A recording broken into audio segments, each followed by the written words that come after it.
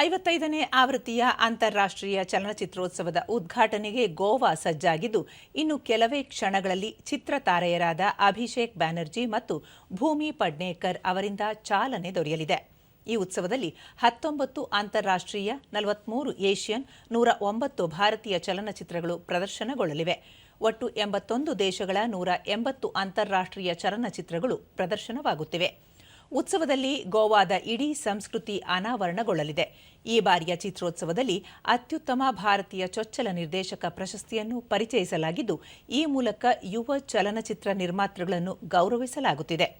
ಚಿತ್ರೋತ್ಸವದಲ್ಲಿ ಭಾರತೀಯ ಚಿತ್ರರಂಗದ ರತ್ನಗಳೆಂದು ಬಿಂಬಿತವಾಗಿರುವ ರಾಜ್ ಕಪೂರ್, ತಪನ್ ಸಿನ್ಹಾ, ಅಕ್ಕಿನೇನಿ ನಾಗೇಶ್ವರ್ ರಾವ್ ಮತ್ತು ಮೊಹಮ್ಮದ್ ರಫಿ ಅವರಿಗೆ ಗೌರವ ಸಲ್ಲಿಸಲಾಗುವುದು.